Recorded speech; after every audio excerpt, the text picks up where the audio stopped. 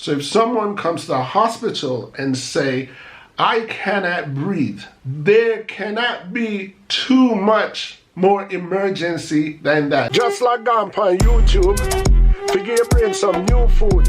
Hello people, and welcome back to the channel. If this is your first time on the channel, a special welcome to you. I ask that you check out the rest of my videos. If you like what you see, give them a thumbs up, leave a comment, but more than anything, I'm asking that you subscribe to the channel. So it has been brought to my attention, thankfully by one of my subscribers, that a 17-year-old female lost her life recently due to negligence at the hospital. I followed up the report and looked into it, got most of my information from the Gleaner online, and realized that indeed a 17-year-old was recently neglected and died, unfortunately. This one disturbed me more than the others that I've covered. I believe the last one I covered was an elderly woman who was neglected at the Cornwall Regional Hospital in St. James and died just because there was not enough beds. Ridiculous.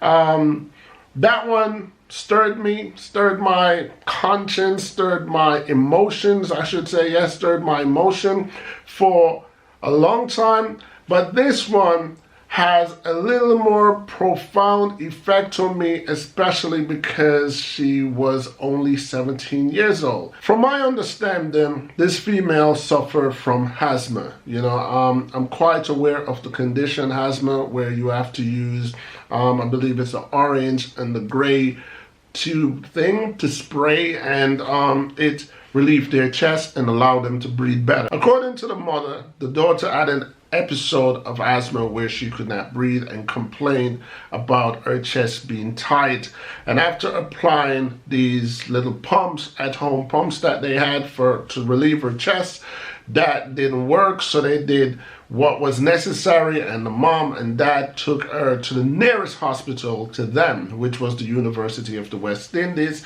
aka UC, that hospital that's up there by Gordontown Road, I believe, Papine area. Yes, the University of the West Indies Hospital. I'm here to cover and criticize. This is what I do. And the reason why I'm here to cover and criticize is because I believe that the more voices that condemn these neglect in Jamaica, hopefully, fingers crossed, that it will force the hands of the government to do better, to be more stricter and quality control, and let businesses, including hospital with doctors and nurses, police officers, etc., security forces, to do their job better. Because from what I understand, the mom and dad took their daughter to the University of the West Indies Hospital. They were there. The daughter was alive when they arrived. To my understanding of medical practices, saving life is the priority. That's to my understanding. And if that is not so, I would like any doctors or nurses or the Minister of Health out of Jamaica to say to me, well, ENT Sebastian, you've got that one wrong. It is not so. We're not here to save lives. It's not our priority, and people just will die sometimes. If that is the case, then I will just shut up, and in the future I will never cover any more medical malpractices or anybody that dies on the doorsteps of a hospital in Jamaica. But from my understanding, the oath that has been taken by medical practitioners is that they are there to save lives. That is their priority. So for an individual to be in the hospital, on the hospital grounds, with a claim of emergency, the minute doctors, nurses hear the term, I can't breathe, that should be enough to say this is an emergency. I understand that Jamaica is a country of renowned violence, but everybody that has an emergency doesn't have to come through the door dripping blood all over. The mere air that we breathe is our lifeline. It is a priority lifeline just as much blood that runs through our body is a priority lifeline. So if someone comes to the hospital and say, I cannot breathe, there cannot be too much more emergency than that. It means that this person is being deprived of the lifeline, the air that we breathe. So according to the mom, she asked them, could you give my daughter some oxygen right away, please? The argument was, no, we cannot give your daughter the oxygen because first, you need to be registered. And secondly, there is not enough bed space. The mom made the right argument and says, bed space is unnecessary. You could give her some oxygen as she stands right here. You could give her some oxygen as she sits in her parents' car. It's just one of those little tank, a mask, and you can have that oxygen anywhere.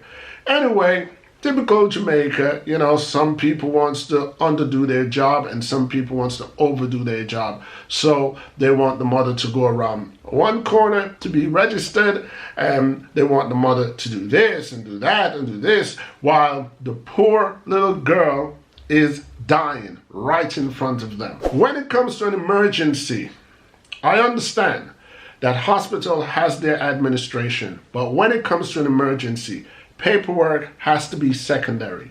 You attend to the patient first, or while you're attending to the patient, considering that she has a guardian present, the mom or the dad could be doing the registry, but the priority is to attend to the patient. And the patient was neglected. She was neglected. Nobody assisted the patient. According to the mother, only a security guard tried his best to intervene.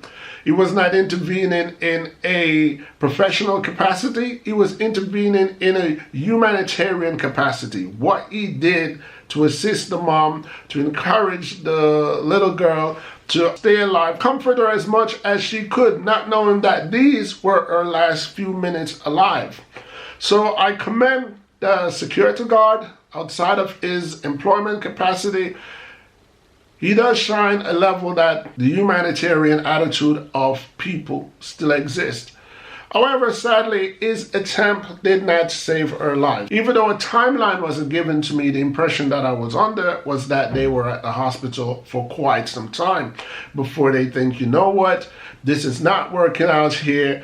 Let's take her to another hospital. But before we get to the next hospital, let me not forget to address the fact that the mom mentioned that while she was complaining that her daughter couldn't breathe and her daughter needed immediate attention, the mother says there were 2 police officers that were present at the hospital.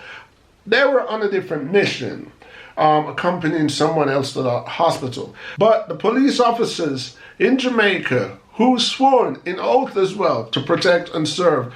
This, again, was an opportunity for a police officer to jump into action because, like the security guard who went outside his realm of employment and apply his humanitarian touch to it, the police officers were still in uniform. So even though you're on a particular duty at the hospital, it is also your duty to police Jamaica. It is also your duty to protect and serve. And this was an opportunity that was not only neglected by the hospital, but were neglected by the Jamaica Constabulary Force because 2 of their personnel were present and they totally did not intervene. They turned their head away. They did not make a comment. They did not force the hand of a doctor or a nurse, say, hey, this female is in distress. You guys need to do something about it. So the parents took their daughter to St. Andrew Memorial Hospital, I believe it's called. And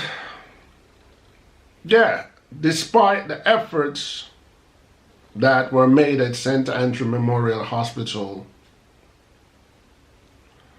this female died. This 17-year-old died. So there was an elderly woman that died at Cornwall Regional Hospital. And there was a pregnant female that died at the St. Andrew Memorial Hospital. And there is this female. Okay, people die at hospital all the time, worldwide, not only in Jamaica. But I'm discriminating against the Jamaica hospital, not because people die. People will die today in the Jamaica hospital. People will die tomorrow and next week and so on and so forth. But what I'm discriminating against, what I'm criticizing is the utter neglect. I'm criticizing the malpractices because these 3 deaths that I just highlighted could have been avoided.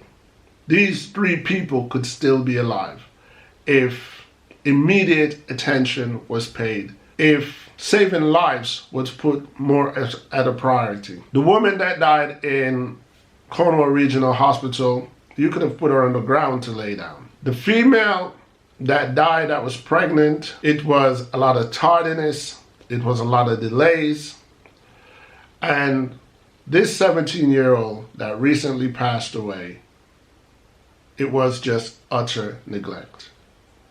And as a Jamaican living overseas, where healthcare is regarded highly, you have to understand that the same reason that most Jamaicans leave Jamaica to stack their chips with hopes to return home one day, to learn that Jamaica is no different now than it was in the 1980s in regards to healthcare, does not promise you any security, does not promise you any safety.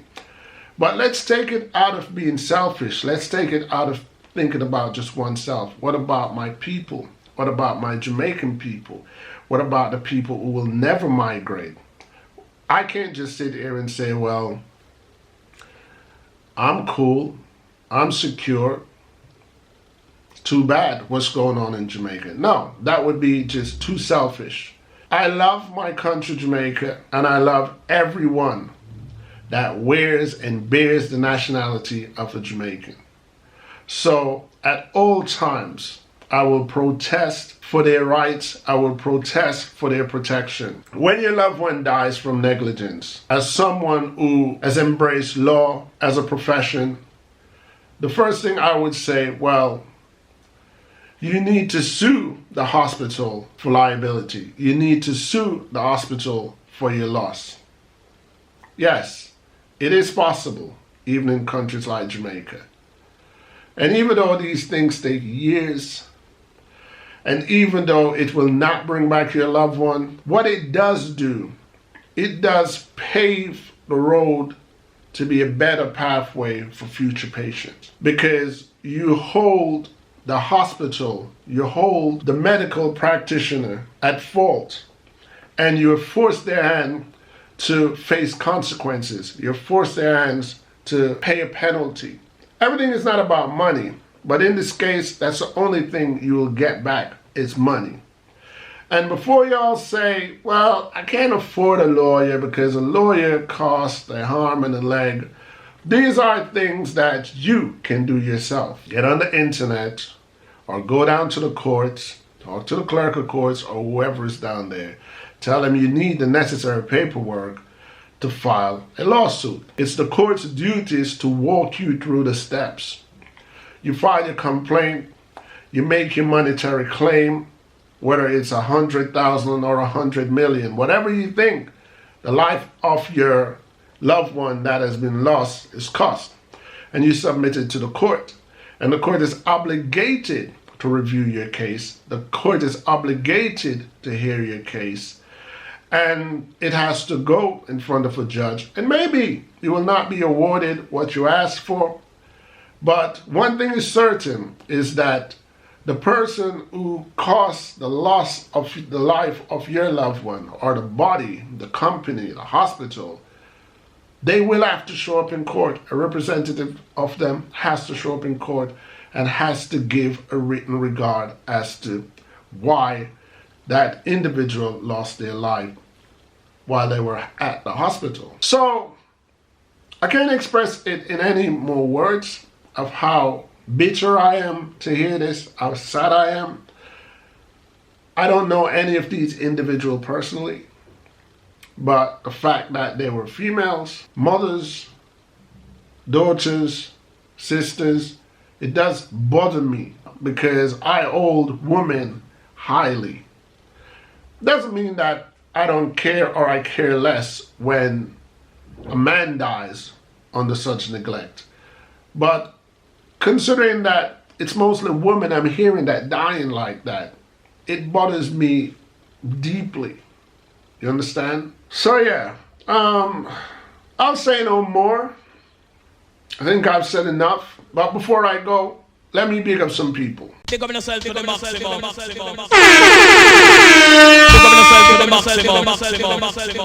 Seal Mad Flavor, big up yourself and thank you for bringing this information to my attention. Stephen Rankin, big up yourself and welcome to the channel. Johnny H, long-time subscriber, big up yourself. Margie I. Phillips, big up yourself. And last but not least, one of my favorite subscriber, Marva Roberts, big up yourself. Big up yourself to the maximum.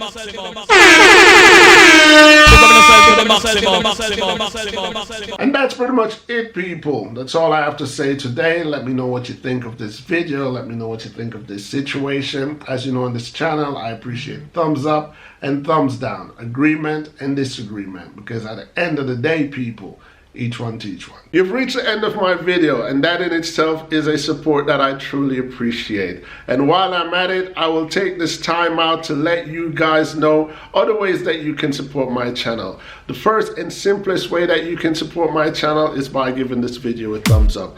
And the second and most important way that you can support this channel is by hitting that subscribe button and subscribe to my channel and follow me through my YouTube journey. Other ways that you can support my channel is by going to my Teespring online store and buying some of my merch. And another way that you guys can also support this channel is by joining me in Patreon to give me a contribution to support what I do on YouTube and what I do to entertain you guys. Once again, I want to thank you guys for your continuous support and ask that you join me, Ian T. Sebastian, on YouTube and see where my journey takes me. Until next time, people, peace.